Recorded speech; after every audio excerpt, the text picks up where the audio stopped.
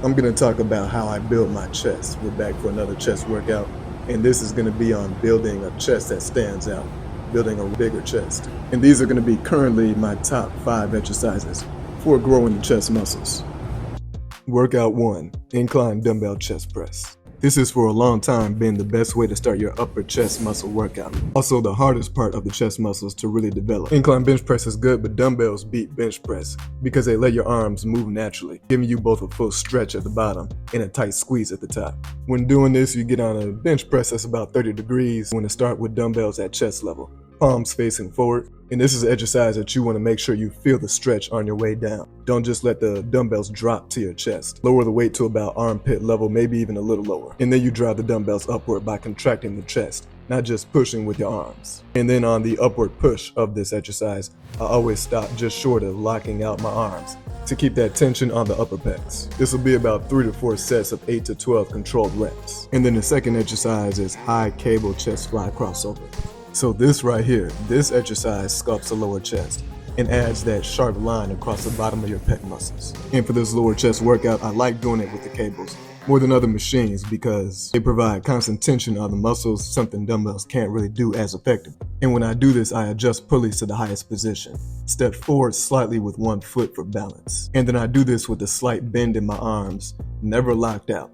Make sure my chest is up and my shoulders are back. And then I pull the cables in a wide arc downward. Now I did say that these are chest workouts in the gym, and sometimes you can't find 2 cable pulleys like this that you can just use because this machine is in high demand almost all the time.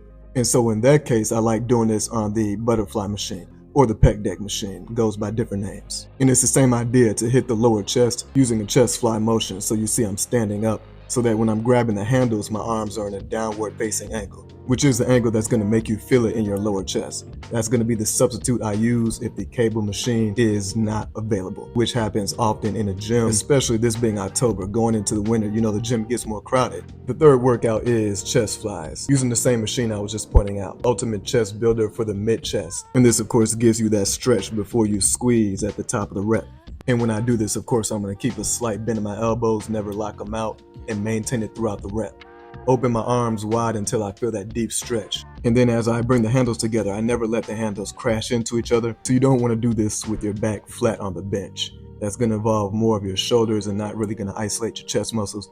You want to have an arch in your back while keeping your shoulders back. And then maintaining this arch in your back, that's when you want to squeeze the handles together. That's what's going to allow you to really activate the chest muscles like crazy. It's not going to happen when you have your back flat on the bench as much as it will when you have that arch in the back.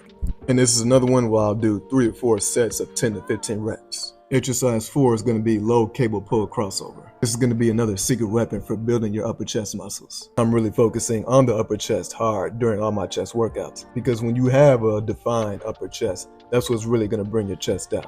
So I set the pulleys just around above my ankles. Then I step forward with one leg to keep that balance. And of course, I have that slight bend in my elbows before bringing my hands upward and inwards until my hands meet around chin level. Now again, this is another exercise that I've had to find substitutes for.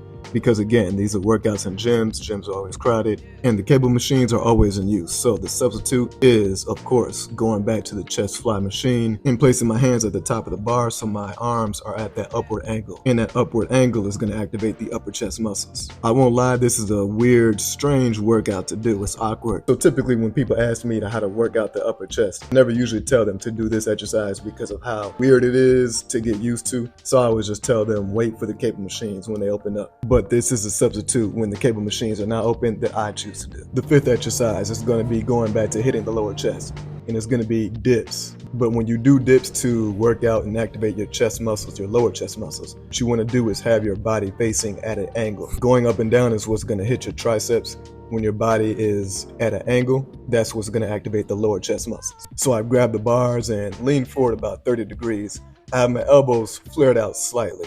Then I lower myself slowly until I feel a big stretch in the pecs before pushing myself back up. And this is another one where I'll do 3 sets of 8 to 12 reps. And when you're doing these workouts, you got to apply this with strict form, control tempo and mind muscle connection, because that's when your chest grows wider and bigger and stronger. And if you want to really continue to build an aesthetic physique, have an upper body that stands out more, the shoulders are one of the top muscles that you're going to need to build to bring your physique out. And if you want to see how I work out with my shoulders, I have a video about that right here, talking about how to work out all three heads and shoulders and give them that round 3D look.